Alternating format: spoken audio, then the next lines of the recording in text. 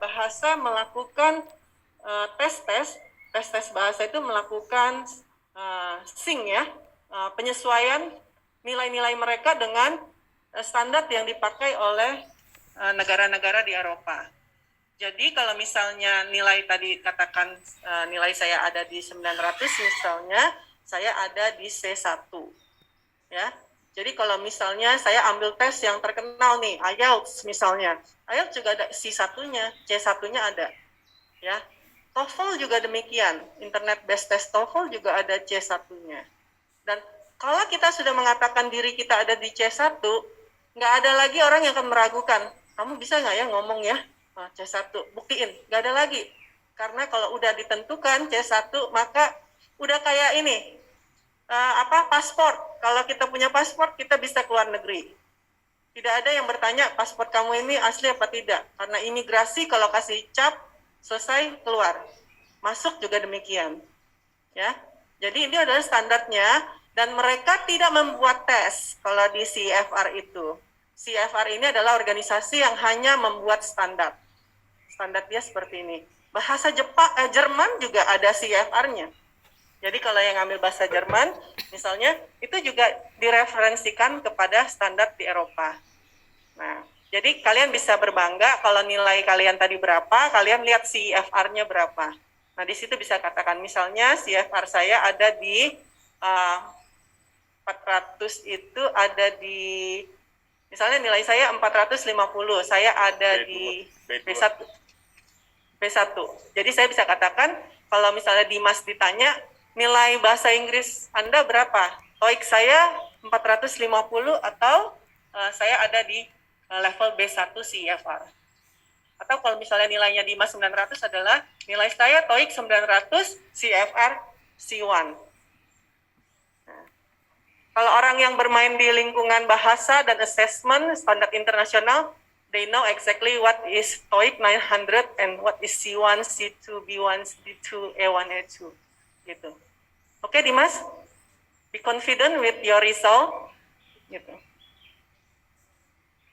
Menjawab pertanyaan Dimas, masih ada pertanyaan lain?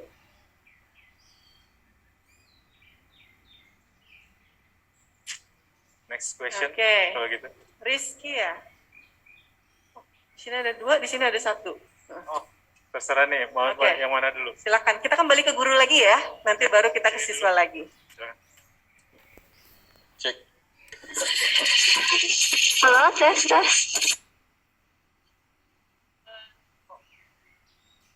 Rizky, tunggu sebentar ya. Kita dengarkan dulu Ibu Guru dulu ya. Setelah itu kembali ke Rizky ya. Silakan Ibu. Baik Bu, Assalamualaikum warahmatullahi wabarakatuh. Waalaikumsalam. Terima kasih untuk kesempatannya Ibu.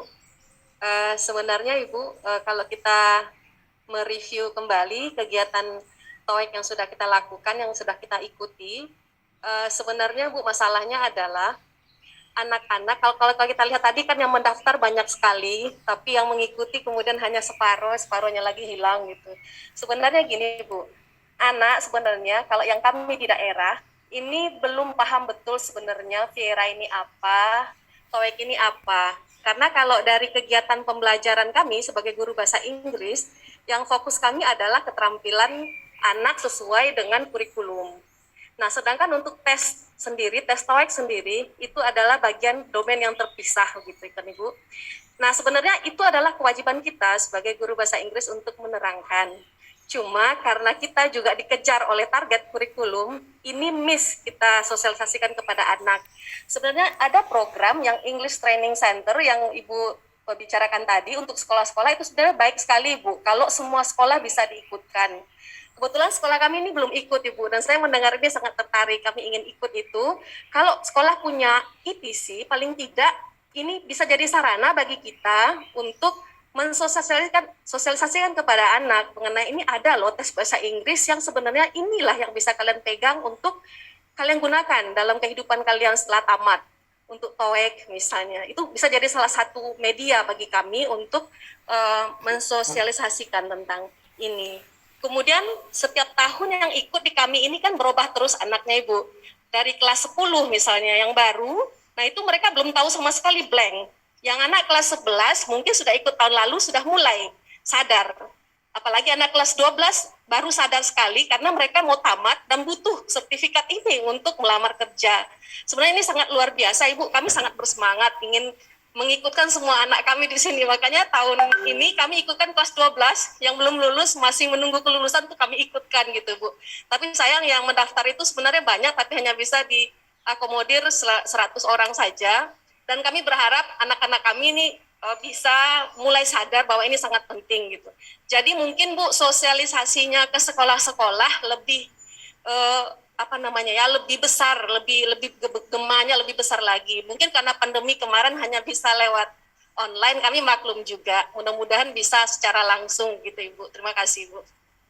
Ya, baik Ibu, terima kasih sekali ya. Ada 2 pertanyaan yang saya catat. Pertama tentang ITC. Nanti kita bisa diskusikan bagaimana mengaktifkan kembali sekaligus mengencourage keputusan tadi Bapak yang buka tutup kita bisa buka lagi begitu ya. Nanti bersama-sama. Dan ETC itu memang fungsinya bukan hanya tempat pendaftaran atau misalnya penyelenggaraan tes, tapi juga bisa sebagai English training center juga seperti itu. Ya, pertanyaan kedua kayaknya harus dijawab oleh tim DSMK ya. Ada yang mintanya lebih dari 100 tapi jatahnya 100 gitu ya. Tadi pagi udah dijawab juga bahwa memang kuota dan budget yang diberikan sekian. Karena itu mari kita berlomba-lomba Ibu supaya bisa lebih mendapatkan perwakilan anak lebih banyak diikutkan dalam kegiatan tes TOEIC ini. Baik Ibu, maaf Ibu, tadi kalau masalah angka, sekolah kami kebetulan 123, kelas 123 ikut semua 1071 orang. Yang 100 tadi itu anak kelas 3 saja yang sedang menunggu kelulusan. Sebenarnya mereka ingin, cuman karena ada kemarin terbatas dengan yang mau lulus tidak boleh diikutkan lagi gitu. Padahal mereka itu yang sebenarnya penting untuk sertifikat ini gitu Ibu. Terima kasih. Jadi selain memang yang diberikan oleh tes dari direktorat, kami juga ada beberapa sekolah yang kemudian mereka menambahkan pendanaan mandiri untuk mensertifikasi jumlah anak-anak yang belum mendapatkan kuota tersebut. Nanti kita bisa diskusikan lagi Ibu dengan ETC. Kemudian masalah sosialisasi, betul bahwa sekarang 2 tahun terakhir kita banyak sekali sosialisasinya lewat daring. Dan kami sekarang ini sedang menyiapkan sejumlah video animasi. Nanti kita akan kirimkan ke sekolah-sekolah bisa pakai untuk menjelaskan itu kepada anak-anak. Gitu. Ya, karena biasanya dengan animasi anak-anak lebih tertarik dan cara pendekatan dan sosialisasinya berbeda. Seperti itu. Saya kira cukup Bu, terima kasih. Terima kasih untuk antusiasnya. Senang sekali selalu mendapatkan guru-guru yang semangat. Ya. Ada satu lagi dari sini sebetulnya masih ada. Satu lagi, waktunya gimana? Oke. Masih ya. Boleh, Satu Bu. Ibu dan tadi Silakan. Rizky ya.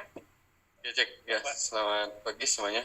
Ya pertama saya perkenalkan diri, nama saya Saprudin, perwakilan dari SMK Mitra Industri MM 2100. Yang pertama saya mengucapkan selamat kepada siswa-siswi terbaik skor tertinggi TOEIC 2021. Sekali lagi selamat. Ya. Oke. Kami sangat bersemangat datang ke sini berdua sama rekan saya. Kami membawa wacana bagaimana kalau TOEIC ini menjadi satu syarat kelulusan siswa SMK senasional. Itu yang pertama. Oke. Izin saya teruskan. Jika memang ada kendala, mungkin kita bisa bikin kebijakan sama tadi ETC, ya. Di sekolah-sekolah masing-masing menerapkan satu, ya, TOEIC internal. Jadi setiap sekolah itu mempunyai TOEIC internal yang soal-soal disesuaikan. Atau ya direkomendasikan dari ETC. Jadi ada TOEIC internal yang kita berikan kepada siswa-siswi SMK. Begitu Ibu. Terima kasih. Mohon dimaafkan jika terlalu berlebihan.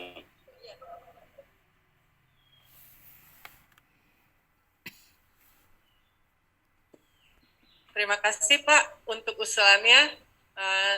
Pasti sangat baik ya kalau misalnya semua lulusan kita bisa mendapatkan sertifikasi seperti itu ya. Selama ini direktorat telah membantu membukakan jalan dan memfasilitasi. Nah, untuk yang lebih besar implementasinya dan juga coverage yang lebih besar di sekolah-sekolah, kita nanti bisa diskusikan bagaimana kita mengembangkan hal tersebut sehingga guru-guru dengan training centernya atau testing centernya bisa berkembang, anak-anak mendapatkan kesempatan lebih banyak, direktorat juga mendapatkan data bagaimana hasil dari profisiensi yang terpetakan di sekolah-sekolah. Saya kira ini idenya bagus, Pak. Jadi nggak ada yang berlebihan. Justru kalau guru muda kan kita mikirnya juga harus jauh dong ya, supaya kita bekerja sekian lama itu ada prestasi-prestasi yang bagus. Terima kasih, sangat luar biasa. Dicatat Pak, nanti kita bisa follow up mengenai hari ini. Bu Jenny sedikit menambahkan mungkin yang terkait masukan Bapak tadi. Sebenarnya ada Pak contoh sekolah di Bogor, SMK Wikrama Bogor, itu sudah mewajibkan lulusannya itu TOEIC. Ya Bu ya, itu sejak tahun berapa ya Bu? Nah, mungkin bisa cerita. Jadi di sekolah tersebut, tapi kalau secara nasional Bapak Ibu tetap kita mengikuti aturan kebijakan nasional. Tapi kalau sekolah swasta itu kita perbolehkan, dipersilahkan, itu kebijakan masing-masing seperti itu. Nah mungkin Bu Komalasari itu cerita ya, terima kasih. Kebijakan di sekolahnya. Selamat pagi Bapak Ibu, saya Ibu Mala dari SMK Wikrama Bogor. Dari 2003 TOEIC itu kebutuhan bagi kami, Inggris itu kebutuhan, jadi kami membuat kurikulum itu menuju pada dua arah, industri dan TOEIC. Walaupun dulu emang ada UN, tapi kami UN itu kalau TOEIC-nya bisa, UN bisa lah pasti gitu ya. Jadi kompetensi dasar yang dari pemerintah, apalagi kami ada dua kurikulum saat ini, kurikulum 2013 dan kurikulum paradigma baru sekolah PK, apapun nama kurikulumnya 2006, 2008, 2013, paradigma baru, guru bahasa Inggris harus mengerucut ke dua arah itu, bahasa Inggrisnya industri dan TOEIC itu. Kalau TOEFL kan SMA itu arahnya kan. Nah, sejak itu kami awal tahun analisis kompetensi dasar, kalau sekarang SMK PK CP ya, capaian pelayanan.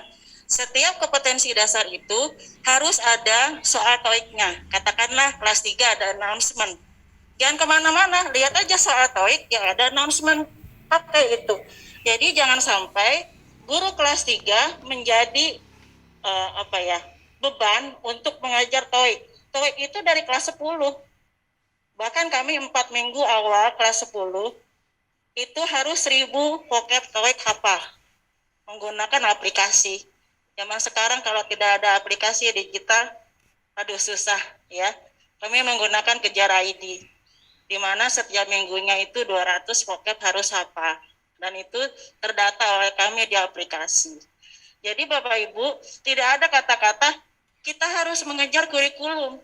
Kita udah merdeka Bapak Ibu, udah merdeka. Silahkan manuverkan Inggris kita ke arah industri. Jadi di awal tahun, kami undang industri, kami ada 7 jurusan, satu jurusan kami undang 2 industri, ini maunya apa Inggris ini, Tata Boga maunya ini, TKJ maunya ini. Jadi bahasa Inggris kelas 10 TKJ sama hotel beda, walaupun KD-nya sama. Saya ngajar TKJ, announcement, saya nggak mungkin bikin pengumuman tentang Boga, orang anak saya TKJ, RPL, kan gitu. Jadi jangan sampai guru itu membuat materi yang sama.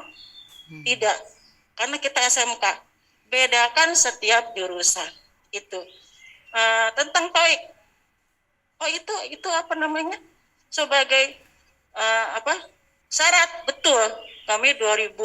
Ini kepala jurusan kami RPL alumni merasakan ya.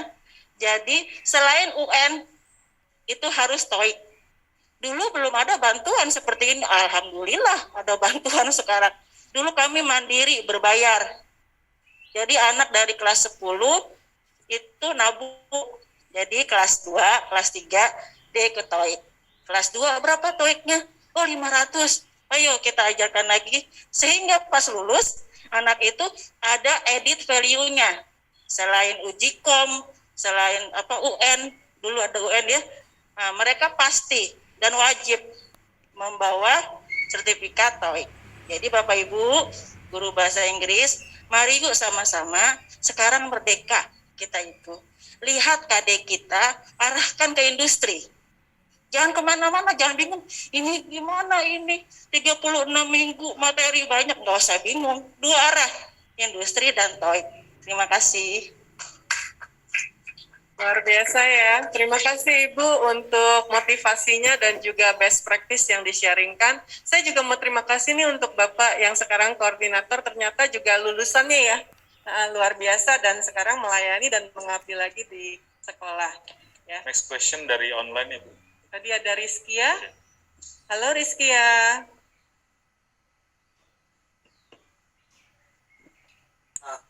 Ya, halo. Assalamualaikum. Waalaikumsalam. Silakan Rizkia. Iya, aku mau bertanya, Kak. Sebelumnya kan kita sempat mengadakan TOEIC juga, tapi itu tahun 2020 ya kalau nggak salah.